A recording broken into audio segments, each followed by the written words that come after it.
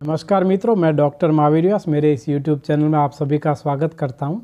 आज हम बहुत ही इम्पोर्टेंट टॉपिक ओलिगोस्पर्मिया यानी कि शुक्राणु की कमी के बारे में बात करेंगे। तो आइए जानते हैं इसकी वजह क्या होती है और होम्योपैथी में इसका क्या उपचार है। तो चलिए शुरू करते हैं।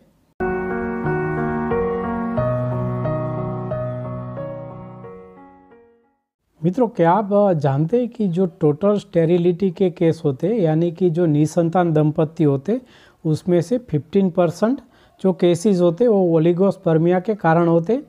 ओलिगो का मतलब होता है कम और स्पर्मिया का मतलब होता है रिलेटेड टू स्पर्म यानी कि शुक्राणु से संबंधित, और ओलिगोस्पर्मिया के मतलब होता है शुक्राणु की कमी।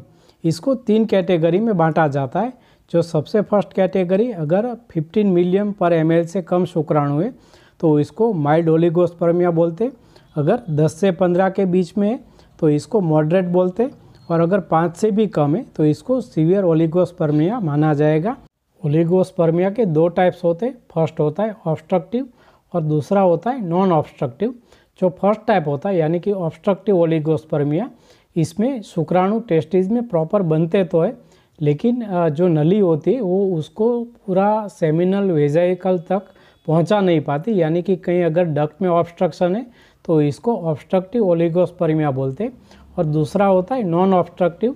अगर टेस्टिस में कोई भी दिक्कत है यानी कि इसमें अगर सूजन है जिसको मॉर्काइटिस बोलते हैं, या वेरिकोसिल जिसमें जो वेन है वो फूल जाती है और जो टेस्टिस है उसमें गर्मी बढ़ जाती है, उसकी वजह से भी ओलिगोस्पर्मिया हो सकता है। अगर हाइड्रोसिल है तो ये भी एक इसकी वजह हो सकती है।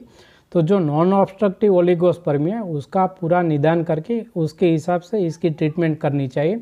और इसकी वजह हो सकती है डायबिटीज़। अगर किसी को बहुत सालों से डायबिटीज़ है तो उसमें भी ओलिगोस्पर्मिया हो सकता है।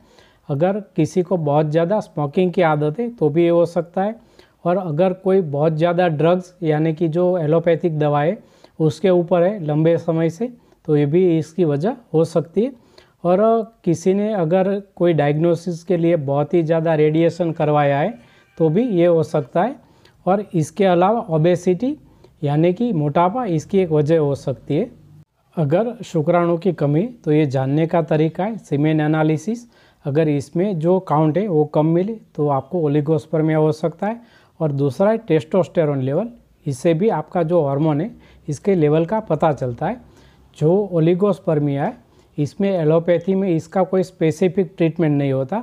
अगर शुक्राणु बढ़ते तो भी टेम्पररी रिलीफ मिलेगा, लेकिन होम्योपैथी में विदाउट एनी साइड इफेक्ट इसका बहुत ही अच्छा रिजल्ट है।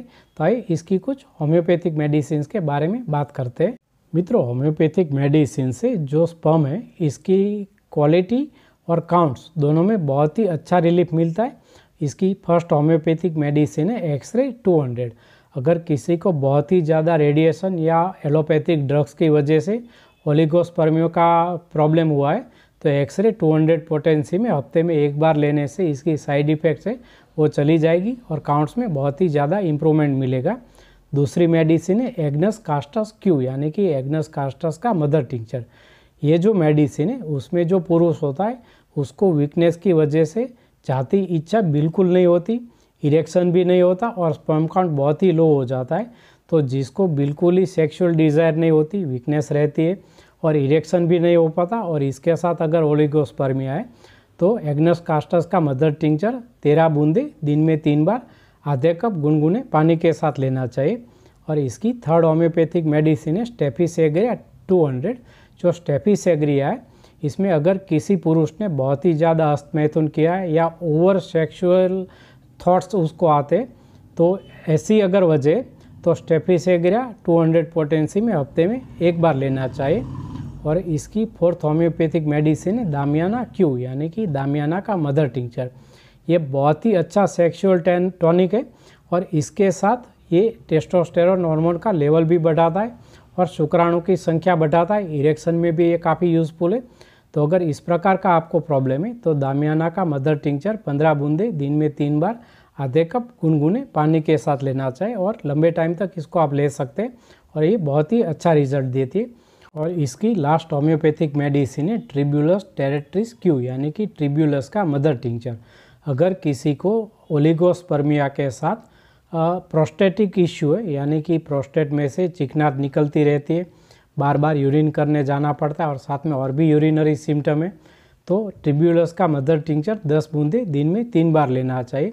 लेकिन मित्रों, आपको एक परामर्श है, अगर आपको ओलिगोस्पर्मिया की तकलीफ है तो बिना डॉक्टर को दिखाए ये मेडिसिन आपको नहीं लेनी चाहिए, क्योंकि आपका जो प्रॉपर डायग्नोसिस है वो देख के आप जो डॉक्टर आपको दवाई देंगे वो ज़्यादा इफेक्टिव होगी। तो आपके आसपास के एरिया में जो भी अच्छा होम्योपैथिक फिजिशियन है उसकी सलाह से ही आपको ये मेडिसिन शुरू करनी चाहिए और इसके बहुत ही अच्छे रिजल्ट मिलते हैं।